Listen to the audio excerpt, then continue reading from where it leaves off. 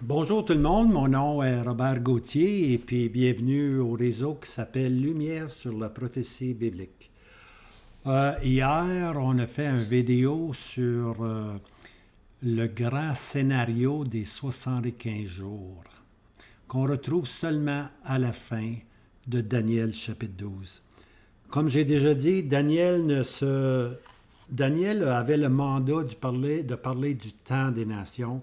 Il avait le mandat de parler de la statue, il avait le mandat de parler des 4 bêtes, mais il est limité à cette période-là. Lui arrête à la fin du temps des nations. Mais l'esprit prophétique, l'esprit prophétique veut nous emmener plus loin que le temps des nations, veut nous emmener plus loin que la statue, les 4 empires. Et puis, dans les derniers versets, dans les 2, 3 derniers versets du chapitre 12, c'est là que l'esprit prophétique nous permet d'entrer dans un scénario qui nous présente l'indignation, qui nous présente la consomption décrétée, qui va durer 75 jours. Alors, il y a une période là, qui est énoncée de 30 jours, puis une autre période de 45 jours qui nous emmène finalement au millénium. On est dans ce deuxième vidéo-là, et puis on va commencer immédiatement le grand scénario des 75 jours, partie numéro 2. Maintenant, la question à se poser, qu'on a posée hier, c'était vers quel moment la tête, c'est-à-dire Jérusalem, à quel moment que Jérusalem va être prise, que la ville va être saisie, à quel moment ça va se passer. Et puis on a dit que c'était des moments, c'est assez difficile de prédire exactement quand aura lieu la prise de Jérusalem, mais on a des indices qui vont nous aider. Okay? Alors ce qu'on va faire maintenant, là, on va regarder le parcours du roi du Nord sur Jérusalem. Après ça, on va voir la description du siège de Jérusalem, Ésaïe 29. Et puis nous allons aussi voir le moment où Jérusalem est saisie. La ville de Jérusalem appartient au roi du Nord, Zacharie 14, verset 2. Et puis nous allons aussi voir quelque chose d'assez extraordinaire, la fuite du faux roi en Israël, la fuite du faux berger. Où est-ce qu'il s'en va? Quand il s'en va? On va voir ça dans ce vidéo-là. OK? Alors, on continue maintenant. Alors, la première chose qu'on veut voir, c'est le parcours du roi du Nord. Si vous allez dans Ésaïe, chapitre 10, versets 28 à 32, que je vous encourage à lire, il y a dans cette portion-là, j'y vais moi-même, là, Ésaïe 10, verset 28. Alors ici, on passait, il est arrivé à Hé. Ça, c'est le roi du Nord. Historiquement, le roi du Nord a pris ce parcours-là.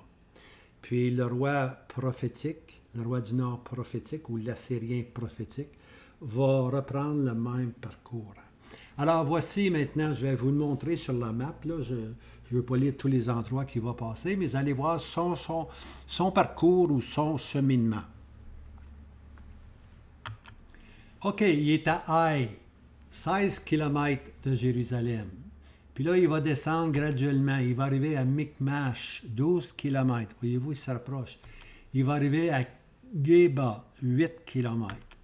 Après ça, il va aller à Anatet, 5 km. En passant, Anatet, c'est la ville... Jérémie, c'est la ville où Jérémie est né. Jérémie de Anatet. On lit ça souvent dans Jérémie. Alors, c'est là où Jérémie est né. Et puis là, on est à 5 km de Jérusalem. Voyez-vous, il n'était pas loin de Jérusalem, puis il pouvait se lamenter sur la condition de Jérusalem. Et puis finalement, il arrive à Nob. Okay? Nob, c'est 1 kilomètre de Jérusalem. C'est là qu'est la vue de la ville. Nob est très élevé. Et puis, on peut voir en bas, à 1 kilomètre plus loin, on peut voir Jérusalem. C'est là d'ailleurs qu'on voyait toujours venir l'ennemi du Nord. Et puis, on faisait brûler, on faisait un feu, puis on avait un feu de boucan, comme on s'est dit. Puis ça voulait dire, dépendant du feu, ça voulait dire c'est l'ennemi qui s'approche. L'ennemi s'en vient, préparez-vous, on va être attaqué. Hein? 1 kilomètre de la ville.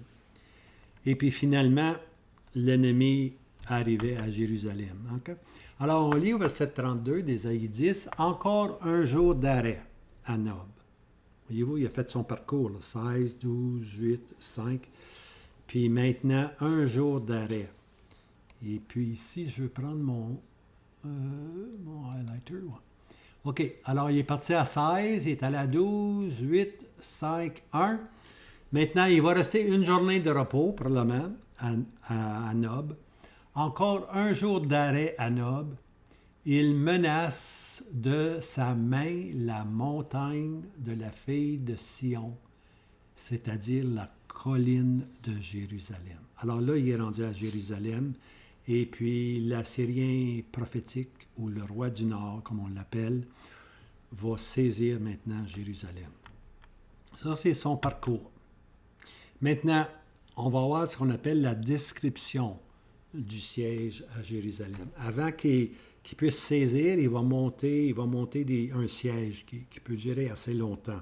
Ésaïe 29, 3. Et je camperai comme un cercle autour de toi, je t'assiégerai au moyen de postes armés, et j'élèverai contre toi des forts. Okay, Ésaïe 29, 3. Maintenant, on sait très bien que l'Assyrien historique n'a jamais monté de fort. Okay? Il s'est présenté, et puis devant Ézéchias, il a dit, ben, je vais saisir la ville de Jérusalem, faites-vous-en pas, c'est Dieu qui m'envoie, vous n'avez rien à faire, vous allez être assujettis à moi.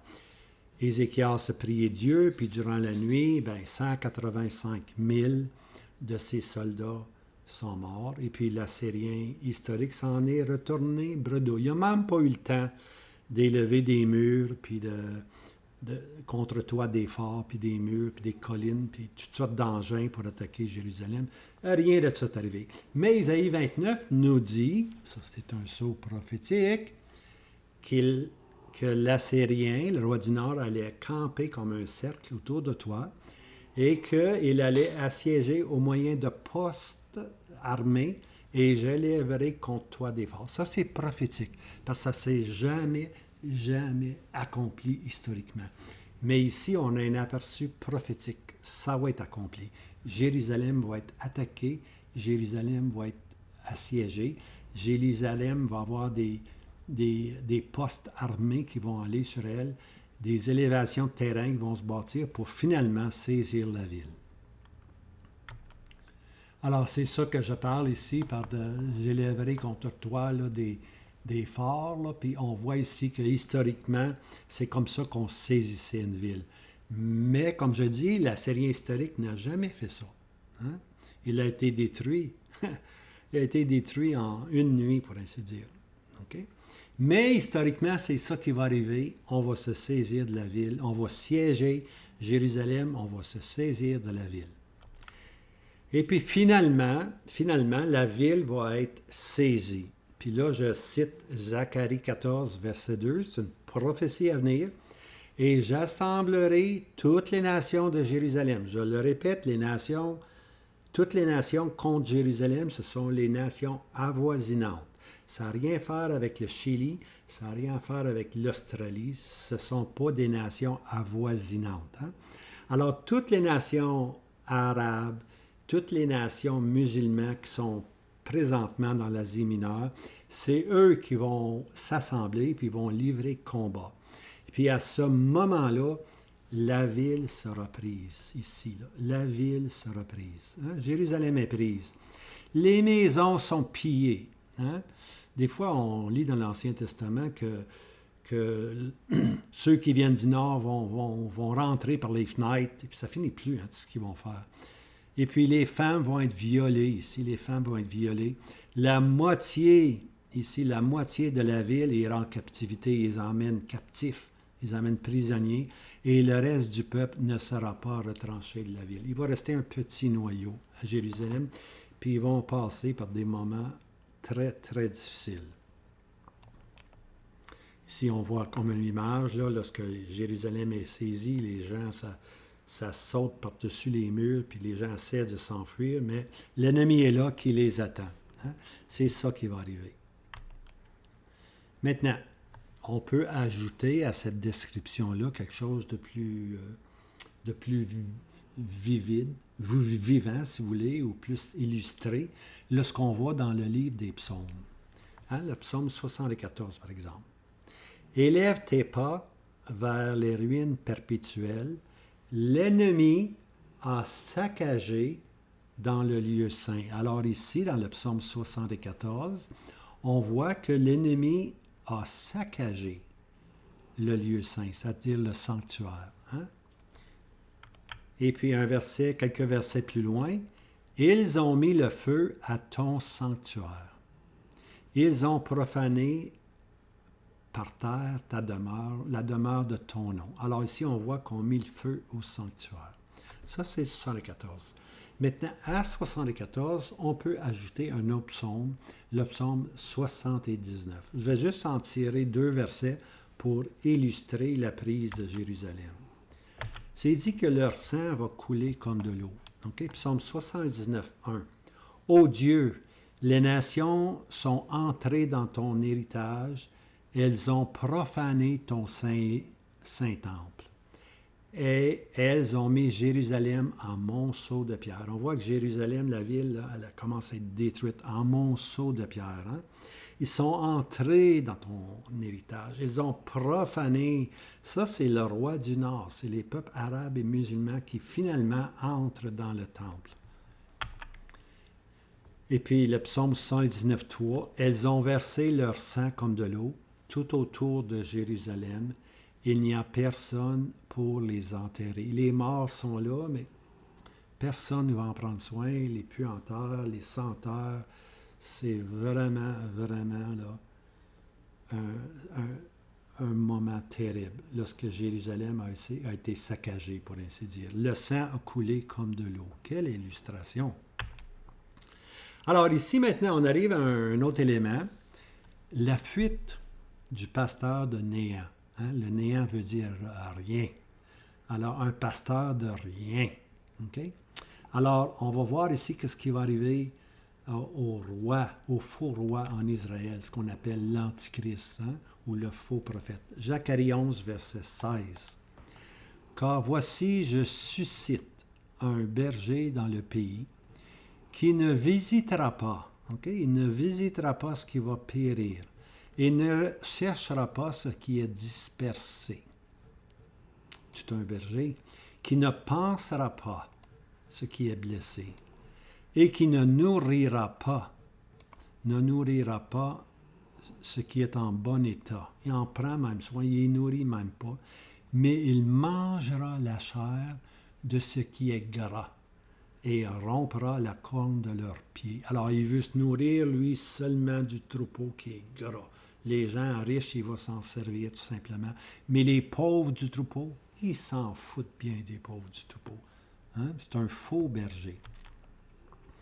Zacharie 11, verset 17 nous dit « Malheur au pasteur de néant qui abandonne le troupeau. » Alors, il va venir un moment donné où ce pasteur de néant-là, qui abandonne le troupeau, il va abandonner le troupeau. Hein? C'est ça qu'on va essayer de voir maintenant. Quand est-ce que ceci se passe? Alors, la question à se poser, c'est vers quel moment cette fuite se produira-t-elle? Hein? Quand est-ce que ce pasteur de néant va s'enfuir et va laisser complètement le troupeau là? Alors, écoutez, il est facile de penser que cette fuite se fera lors du siège de Jérusalem ou à l'occasion de la ville où la ville sera saisie par le roi du Nord. C'est soit dans le siège ou soit le moment où le roi du Nord ou l'Assyrien géographique saisit Jérusalem. C'est dans cette période-là que le faux pasteur va s'enfuir, le faux roi en Israël va s'enfuir. On ne peut pas le dire exactement, mais lorsque la pression sera grande, lorsque l'attaque ou le siège sera au maximum, pour ainsi dire, voilà qu'il décide de partir. Okay? Puis il s'en va. Il laisse Jérusalem seul avec ses problèmes. Maintenant, la question, où va-t-il aller? Où va-t-il aller? naturellement, il va en Europe. Car son ami de longue date, la bête, c'est-à-dire l'Empire romain, qui sera de nouveau reconstitué. Alors lui, il prend l'avion, si tu veux. Prend l'avion, prend l'hélicoptère, le moyen qu'il choisira. Il s'enfuit à la dernière minute. Il s'enfuit, puis il s'en va en Europe, puis il s'en va trouver la bête politique, l'Empire romain reconstitué. Puis là, il dit à son ami de longue date, il dit, écoutez, Jérusalem est saisie, on a attaqué la ville. Faut que tu viennes délivrer Jérusalem, faut que tu viennes.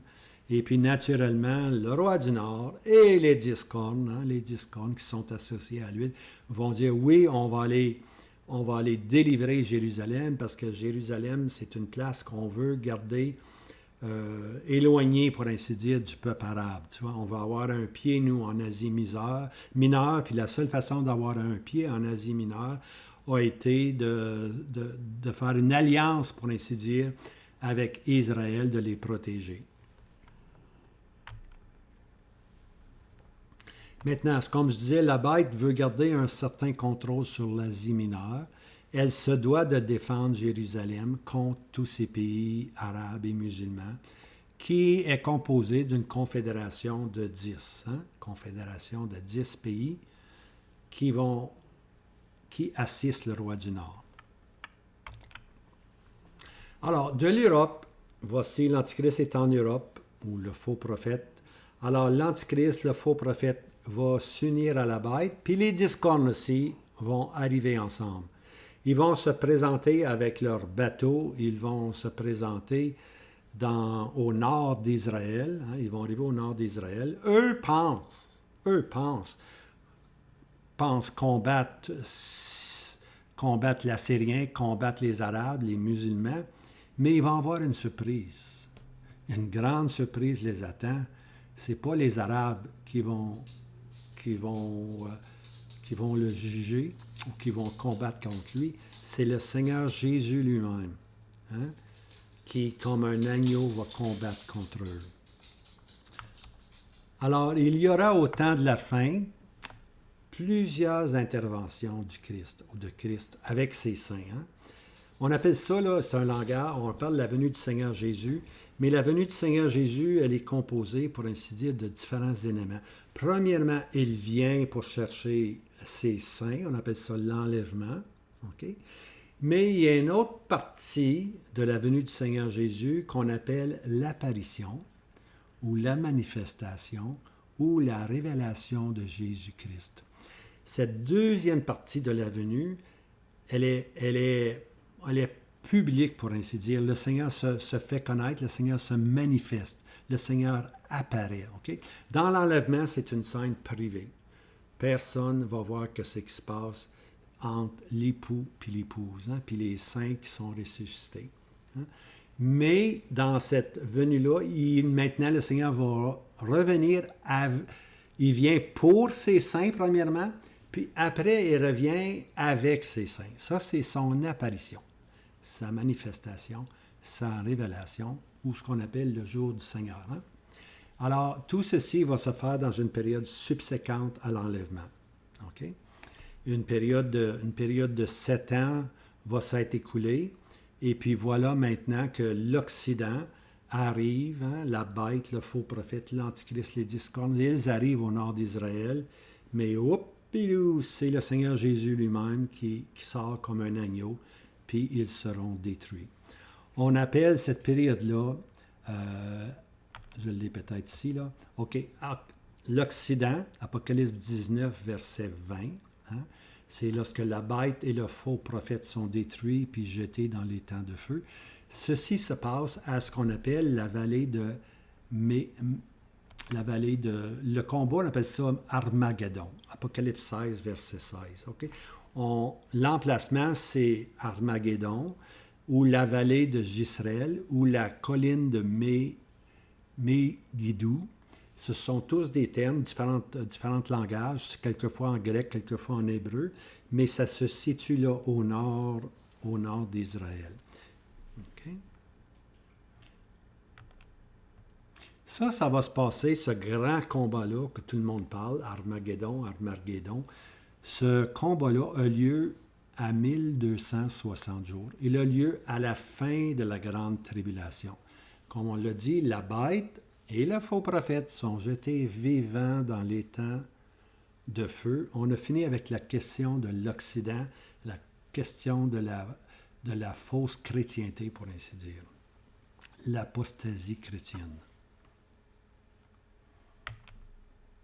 Maintenant, on arrive maintenant à ce qu'on appelle l'Orient.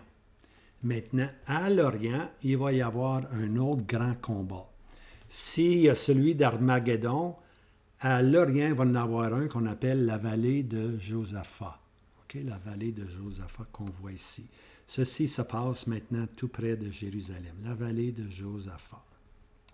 Okay? Là, on règle maintenant la question de l'Orient, la question de l'Est. Zacharie 14, verset 4. Là, il y a un deuxième combat, puis ce deuxième combat-là, ça se passe au pied de la montagne. Le Seigneur met ses pieds sur la montagne des Oliviers. Okay? Le Seigneur apparaît de nouveau avec ses saints, puis maintenant, il va délivrer Israël. Okay? Il va vraiment délivrer Israël. Alors ça, on appelle ça la vallée de Josaphat. Okay? Deuxième combat. Ça se produit à 1290 jours. Donc là, il y a un mois entre 1260, qui est la fin de la grande tribulation, où la bête et le faux prophète sont jetés dans les temps de feu. On vient d'ajouter 30 jours. Puis durant ces 30 jours-là, il va y avoir ce qu'on appelle la conversion du peuple d'Israël, des Juifs. Et puis finalement, on va voir le Seigneur qui va les délivrer. Il va mettre les pieds sur la montagne des Oliviers. La même montagne qu'on voit dans Actes, dans le livre des Actes au commencement, où le Seigneur Jésus monte vers le ciel, mais il va descendre maintenant avec ses saints, puis il met ses pieds sur la montagne des Oliviers. Il y a encore un autre combat à venir, le combat qu'on appelle le Front du Nord. Okay? Ce troisième combat-là, c'est Gog, le prince de Magog, qui représente la Russie. La Russie, elle, qui veut le contrôle de l'univers, se présente à la dernière minute, pour ainsi dire. À la porte du millénium, elle se présente. Et puis Gog puis Magog sera détruit. Et puis, bienheureux celui qui sera à 1335 jours. Donc, on est ici rendu au seuil ou à la porte du millénium. Le millénium est tout près de commencer. Okay? Alors ça, c'est un aperçu. Hein? Maintenant, 1260 jours. À 1260 jours, on se rappelle, la question de l'Occident est réglée. L'Occident, qui a été le berceau de la chrétienté, passe maintenant au jugement. 1260 jours. Okay? L'Empire romain reconstitué, la bête et les 10 cônes, c'est-à-dire l'ensemble de l'Europe, qui était le berceau de la civilisation chrétienne ou de l'introduction du christianisme, est maintenant jugé. Ça, on a réglé ça en 1260 jours. La bête et les 10 cornes combattent contre l'agneau. On a regardé ça, Apocalypse 17, verset 14. Le combat d'Armageddon est terminé. Okay? À 1260 jours, Armageddon, c'est fini. Là. L'Occident, c'est fini. Okay? L'agneau les a vaincus. La bête puis le faux prophète sont jetés vivants dans les temps de feu. Mais on est juste à 1260 jours. Okay? Et puis, il reste encore des événements. Il reste 30 jours plus 45 jours qu'on appelle les 75 jours hein, que l'esprit prophétique nous donne à la fin de Daniel 12. Okay? On appelle ça l'indignation hein, ou la consomption décrétée. Alors, comme je disais, la grande tribulation qui termine à 1260 jours, la deuxième moitié, pour ainsi dire, 1260 jours, parce que l'Apocalypse s'occupe presque exclusivement de la dernière demi-semaine. Okay? Mais à la fin de cette dernière demi-semaine, tout est terminé pour ce qui est de l'Occident. Maintenant commence ce qu'on appelle l'indignation des 75 jours. Après la prise finale de Jérusalem, le roi du Nord, c'est l'Assyrien géographique que j'ai parlé, laisse une partie de son armée à Jérusalem, puis lui part. Il part à la conquête du roi du Sud. Hein? Il part à la conquête de l'Égypte, puis il veut en finir aussi avec l'Égypte, puis être en contrôle. Hein? On lit ça dans Daniel 11, verset 42. Il s'en va vers l'Égypte. Daniel 11, 43. On lit qu'il est victorieux. Hein? Il est allé en Égypte, là. Il a laissé Jérusalem en bas, là, avec un petit peu de son armée. Lui est monté, puis il est allé en Égypte. Puis là, qu'est-ce qui se passe? Il aura sous sa puissance les trésors, l'or, l'argent et toutes les choses désirables de l'Égypte. Vous pouvez comprendre que lorsque le roi du Nord a attaqué, il a mis le siège sur Jérusalem, une foule d'hommes riches, une foule de trésors sont allés vers le roi du Sud. Mais lui, il n'est pas fou, là. Il veut saisir tous ces trésors-là que les Juifs, tout l'argent que les Juifs avaient, il veut l'avoir, hein, sous son pouvoir. Alors, il est allé en Égypte, il a réglé la question du roi du Sud, mais maintenant, il a sous sa puissance les trésors d'or, les trésors d'argent et toutes les choses désirables que l'Égypte peut lui apporter. Et en plus de ça, les Libyens, la Libye, les Libyens et puis l'Éthiopie, les Éthiopiens suivront ses pas. En d'autres mots, il a contrôlé la Libye, puis il a contrôlé l'Éthiopie, puis il a gonflé en bloc son armée avec ces gens-là maintenant qui se sont ajoutés à son armée originale, pour ainsi dire. Alors là, il revient, il y a un grand, grand nombre. Riche, un grand nombre. Maintenant, il y a quelque chose qui se passe à ses oreilles. Il entend des nouvelles effrayantes qui vont le rappeler sur Jérusalem.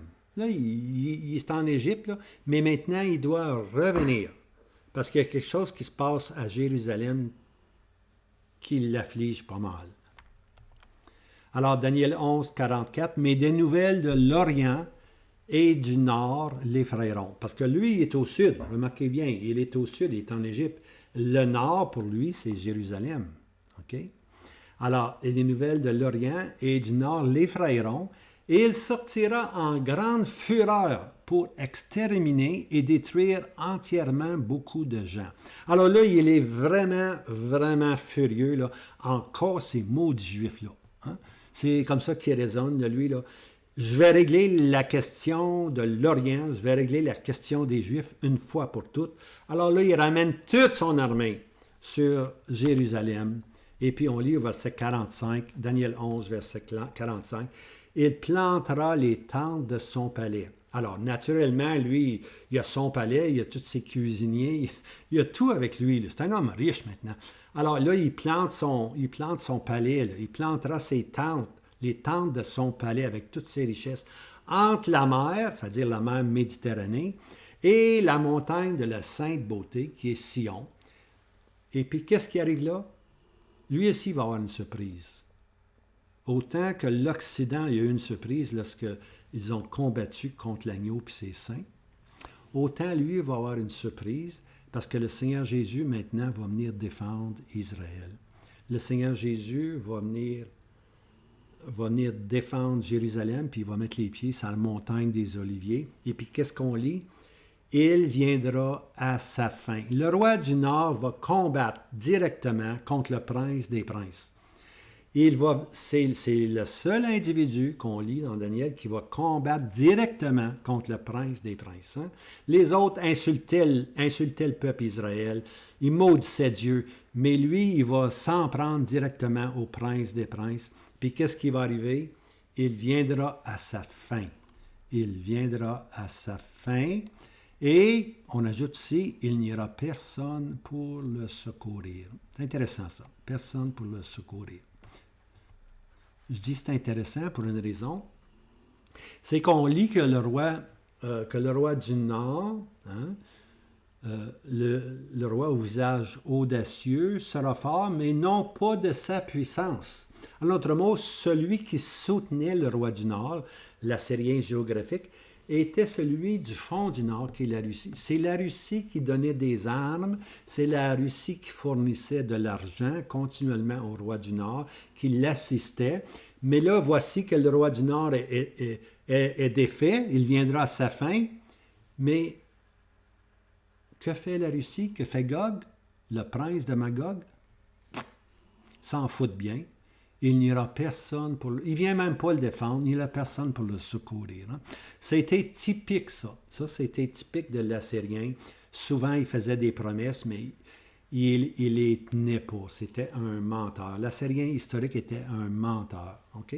Qui ne tenait absolument pas ses promesses. Hein. On pouvait faire des promesses à Ézéchias, puis arriver le lendemain, puis envahir pareil, tu vois. Donne-moi l'argent, enlève les portes, puis donne-moi tout l'or, puis donne-moi ci, donne-moi ça.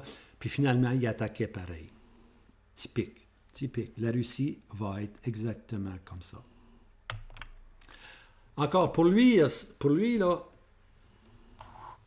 pour le fond du Nord, là, ou plutôt pour l'Assyrien prophétique, qui est le roi du Nord, c'est toujours le problème des Juifs qui s'impose. Hein? Alors là, lui, là, il installe, comme je disais, ses palais entre la mer Méditerranée puis la montagne de Sion. Il est de retour de l'Égypte. Il pense avoir une proie facile. Il pense avoir ça facile. Soudain, une autre apparition ou manifestation de Jésus-Christ. C'est le Seigneur Jésus maintenant qui vient lui-même, le prince des princes qui va combattre contre ce roi au visage audacieux, le roi du Nord. Et puis, avec cette apparition, cette manifestation, le Seigneur met les pieds sur la montagne des Oliviers, et puis le roi du Nord est complètement anéanti, détruit. Il trouve sa fin. Hein? Il trouve sa fin. Alors, ce dernier met les pieds, c'est-à-dire le Seigneur Jésus met les pieds sur la montagne des Oliviers, et avec lui, naturellement, il vient avec ses saints. Hein? Il vient avec ses saints. Et puis là, il délivre les Juifs qui, finalement, de la poussière, crient vers le Seigneur, vers le Messie. Là, on arrive dans l'étape là, où avant que Jérusalem soit libérée, pour ainsi dire, le peuple devra crier vers Dieu. Hein? Il devrait, de la poussière. De la poussière, c'est une expression qui dit de la mort. Quand tu retournes poussière, tu retourneras poussière. Les Juifs sont sur le point là, d'être complètement anéantis.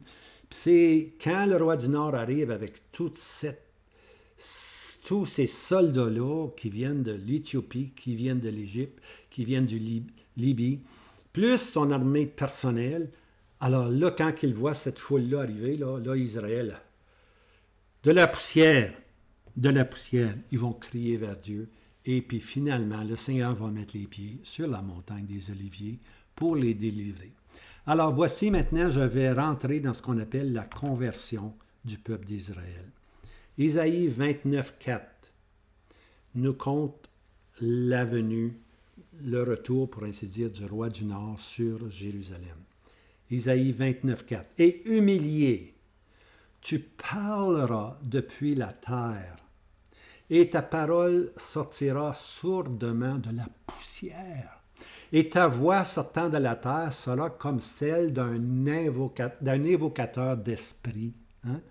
Et ta parole s'élèvera de la poussière comme un murmure. De la poussière, ils ont de la misère à parler à Dieu, tellement ils sont étouffés, pour ainsi dire, par la quantité de soldats qu'il y a là. Hein? Mais, humiliés, maintenant, ils crient vers Dieu. Ils n'ont pas crié dans la grande tribulation. Ils n'ont pas crié quand l'Antichrist était là. Ils n'ont pas crié quand la bête était là. C'est ici, là. Quand le roi du Nord revient de l'Égypte, hein, puis il veut régler la question à jamais, la question des Juifs, c'est à ce moment-là, devant cette armée, hein, enragée, pour ainsi dire, enragée, qui veut tout simplement détruire tous les Juifs sur la terre, qui restent à Jérusalem, c'est à ce moment-là qu'il crie vers Dieu. Hein? Ici, bien-aimés, nous avons ce qu'on appelle la conversion des Juifs. Okay? Les deux tribus. Les deux tribus, on les appelle les Juifs. Okay? Mais il y a 10 tribus, puis plus tard, on va revenir aux 10 tribus. Mais ici, ce sont les deux tribus qui se convertissent. Ce sont ces deux tribus-là qui ont dit que son sang retombe sur nous et nos enfants. Crucifie-le, crucifie-le. Et puis maintenant, ils réalisent le crime qu'ils ont commis. Ils sont capables, Non seulement ils reconnaissent que leurs pères ont fait ceci, mais ils reconnaissent qu'eux-mêmes auraient fait la même chose. Hein? Ils ont eu en dédain pendant des millénaires la venue du Messie. Hein? Et puis là, finalement, ils sont... La nuque est brisée, pour ainsi dire, parce que c'est un peuple au cou roide. C'est difficile un jeu. Mais ici, Dieu les a emmenés à ce point de crier à lui, comme un murmure qui vient de la poussière. Maintenant, dans cette période-là, Dieu envoie un esprit de grâce et répandu. Okay, ça. Les deux vont ensemble. Hein? Le cri vers Dieu, puis un esprit de grâce qui est répandu pour qu'il crie vers Dieu, pour ainsi dire. C'est toujours la grâce qui l'emporte. C'est toujours la grâce. Zacharie 12, verset 10. « Et je répandrai sur la maison de David et sur les maisons de David, là, qui est les deux tribus, et les habitants de Jérusalem, un esprit de grâce et de supplication. » Voyez-vous, les deux sont joints ensemble. D'un côté, tu as l'esprit de grâce, puis de l'autre côté, tu as les pleurs, la supplication, la réalisation combien ils se sont éloignés du vrai Messie. « Et ils regarderont vers moi, celui qu'ils auront percé, le crucifié. Hein? Et ils se lamenteront sur lui comme on se lamente d'un fils unique. Et il y aura de l'amertume pour lui, comme on a de l'amertume pour un premier-né. Quand ton premier-né meurt, il y a de l'amertume. Tu es ton premier enfant, puis il n'y est plus. Il n'est plus là. Alors, ils vont réaliser ça, les autres. Ils vont avoir une profondeur dans leur conversion, une amertume de ce que leurs mains ont fait, de ce que leurs voix ont crié lorsqu'ils ont dit « crucifie-le, crucifie-le ». C'est là, à ce moment-là, qu'ils se convertissent, et seulement là. Alors, voici maintenant la délivrance qui arrive, la délivrance à la montagne des Oliviers. On est rendu, bien-aimés, à 1280 jours. À 1260 jours, c'est la fin de la grande tribulation. Armageddon est fini. La bête, le faux prophète, jeté dans les temps de feu. Il vient de se passer là, une période de 30 jours. Puis durant cette période de 30 jours, le roi du Nord est revenu de l'Égypte avec tous ses armées. Et puis, Israël est sur le point de nouveau de... Les Juifs sont sur le point de périr maintenant devant cette multitude-là. Et puis, ils se convertissent. Hein? Ils crient vers Dieu. De la poussière, ils élèvent leur voix vers Dieu. Dieu envoie un esprit de grâce pour eux, pour qu'ils prient ainsi. Et puis là, finalement, lorsque Dieu voit la conversion réelle du peuple, alors maintenant, le Seigneur Jésus revient encore une fois, une apparition, une manifestation avec ses saints. Il met maintenant les pieds sur la montagne des Oliviers. La délivrance s'opère. On est maintenant rendu, bien-aimés, à 1280 jours. Voyez-vous, dans ces 30 jours-là, il s'est passé des choses énormes, dans un mois. OK? Parce qu'après Armageddon, c'est pas fini. Ben, le monde dit c'est fini. Ben non, c'est loin d'être fini. Les Juifs n'étaient même pas convertis. Et Jérusalem n'avait pas encore été saisie, pour ainsi dire. Puis voilà maintenant qu'on assiste à la conversion des deux tribus. Hein? Ça, c'est 1290 jours, exactement, Zacharie, verset 4. « Et ses pieds se tiendront en ce jour-là sur la montagne des Oliviers. Hein? » Le Seigneur est parti de la montagne des Oliviers au jour des apôtres, et puis maintenant, il revient, il met ses pieds sur la montagne des Oliviers, qui est en face de Jérusalem, c'est-à-dire à l'Orient, à l'Est, et la montagne des Oliviers se fendra par le milieu, vers le Levant et vers l'Occident. Hein? Le Levant, c'est l'Est, puis l'Occident, c'est l'Ouest. Une fort grande vallée, et la moitié de la montagne se retirera vers le nord, et la moitié vers le midi. Ouh là là, ça c'est le Seigneur maintenant qui se manifeste là maintenant. Il vient libérer Israël. C'est à ce moment-là qu'Israël va être libéré. Mais avant, ils ont crié de la poussière. Okay? Et puis maintenant, le Seigneur vient et puis se manifeste à eux en les délivrant complètement du roi du Nord, de l'Assyrien géographique. Ce dernier trouvera sa fin et il n'y aura personne pour lui aider. Le Seigneur met fin au roi du Nord. Zacharie 14,5, « Et l'Éternel, mon Dieu, viendra, et tous les saints avec toi. » Alors ici, on voit une manifestation, une apparition, si tu veux, du Seigneur Jésus sur la montagne des Oliviers. Mais qu'est-ce qu'il y a avec lui? Et tous les saints avec lui. Hein? Tous les saints avec lui. Quand le Seigneur Jésus est venu chercher l'Église, c'était privé, c'était l'enlèvement. Quand le Seigneur Jésus est venu pour détruire l'Occident comme un agneau, hein, eh bien, il a les saints avec lui. Les saints sont avec lui. Et puis lorsqu'il sort ici comme un lion rugissant pour la question de l'Orient, qu'est-ce qui est avec lui? Et l'Éternel, mon Dieu, viendra et tous les saints avec toi. Les saints sont avec le Seigneur Jésus lorsqu'il met les pieds sur la montagne des Oliviers puis délivre Israël.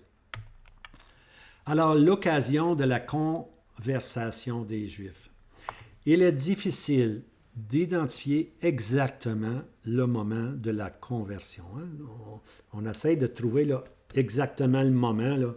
Ici, le peuple se convertit. Chose certaine, ce ne fut pas la grande tribulation. Arrêtons de regarder vers la grande tribulation, les troubles de Jacob, pour essayer de trouver la conversion du peuple. Vous ne le trouverez pas. OK?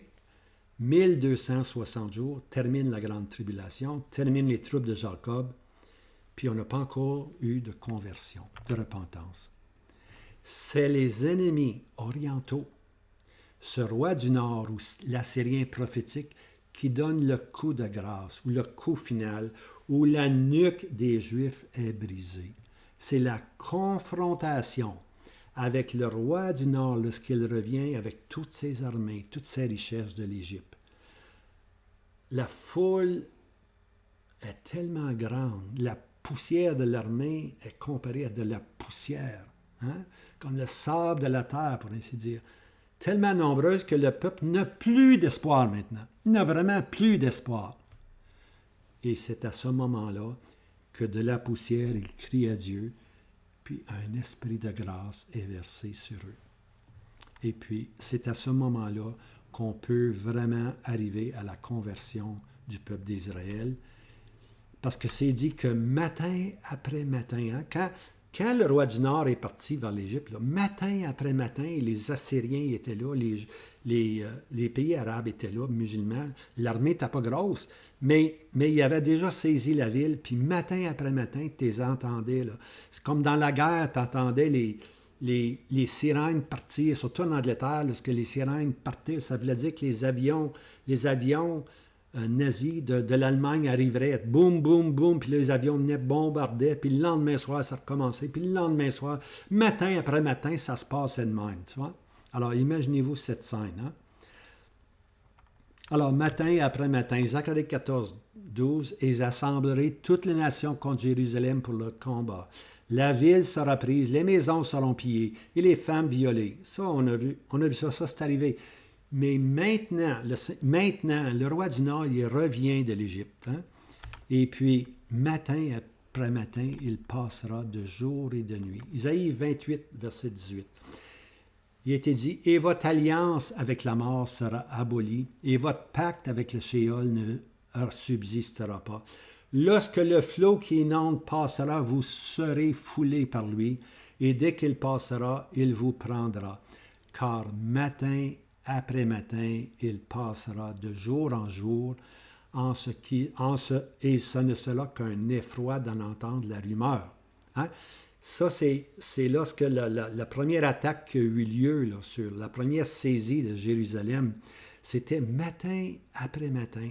Leur alliance avec la mort, c'est-à-dire leur alliance avec la bête, hein, leur alliance avec la bête politique qui est en Europe, ça n'a rien changé. Votre alliance, on appelle ça une alliance avec la mort. Votre pacte avec le Shéol ne subsistera pas. Lorsque le flot qui inonde passera, vous serez foulés. Alors, le flot qui inonde, c'est l'Assyrien. L'Assyrien historique, lui, est allé jusqu'au cou, mais pas l'Assyrien prophétique. Le flot qui inonde passera et vous serez foulés par lui. Hein? Et il vous prendra. OK? Puis matin après matin, tu entends les soldats, puis les soldats, puis les soldats. qui sont là, qui sont là, qui sont là sur Jérusalem. Alors, l'alliance avec la mort, comme je disais, c'est un pacte avec la bête puis le faux roi d'Israël. Cette entente-là n'a pas duré. Hein? Le flot qui inonde, c'est le roi du Nord, l'Assyrien géographique, qui vient maintenant saisir. Alors, Ésaïe 28 décrit la crise ou la prise de Jérusalem lors de la venue initiale du roi du Nord. La venue subséquente, ça veut dire que, c'est-à-dire le retour, lorsqu'il est allé conquérir l'Égypte, le roi du Nord, comme je disais, il est gonflé à bloc avec ses armées recrutées de l'Égypte, de l'Éthiopie, du Libye. Puis là, il arrive sur Jérusalem. Mais en plus de ça, il est en grande fureur. Et puis les soldats sont en furie aussi contre Israël. Alors le chapitre 29 nous donne cette scène de la deuxième attaque de l'Assyrien géographique. Quand on se parle de la deuxième attaque, la première attaque, le roi du Nord prend la ville. La deuxième attaque, c'est lorsqu'il revient de l'Égypte maintenant avec tous ses armées. Okay? Isaïe 29 nous décrit cette période-là. Et voici le passage, Isaïe 29, verset 1. Malheur à Ariel. Ariel veut dire lion. Jérusalem est le lion. Okay? C'est un autre nom d'Israël. À Israël, la cité où David demeurera. Ajoutez année à année que les fêtes se succèdent. Tu vois, Jérusalem, là, les fêtes se succèdent, les années se succèdent comme si rien n'allait arriver. Hein? Même si les fêtes se succèdent, là, même si les années passent, ça ne change absolument rien. Le malheur va arriver sur Jérusalem. Ariel, ça veut dire lion de Dieu, c'est-à-dire Jérusalem est le lion de Dieu. Alors, les années peuvent passer, déjà 2 millénaires, hein, depuis que les Romains ont pris Israël, pour ainsi dire. Alors, les fêtes se succèdent, Jérusalem sera encore enserrée, bien-aimés, et Jérusalem sera conquise. Les années coulent lentement, ne sauront apaiser la tempête qui s'en vient sur Jérusalem. Hein? Ça s'en vient. Un travail inaccoutumé se fera. Quand je parle d'un travail inaccoutumé, c'est que Dieu use de grâce. Ça, c'est le travail de Dieu, gracieux, miséricordieux. Mais quand Dieu en a assez, pour ainsi dire, c'est le jugement qui tombe. C'est ça le travail inaccoutumé. Le jugement de Dieu va tomber sur Israël. Alors, Isaïe 29, 3, « Je camperai un cercle contre toi, et je t'assiégerai au moyen de postes armés, et je lèverai contre toi des forts. » L'Assyrien historique n'a jamais fait ça. Il est arrivé et il a crié des bêtises au roi, hein, Ézéchias.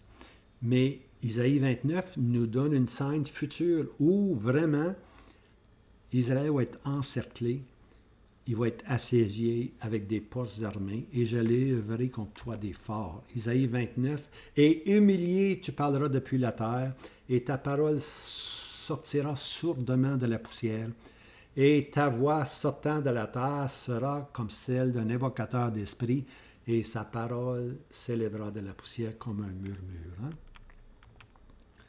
Verset 5.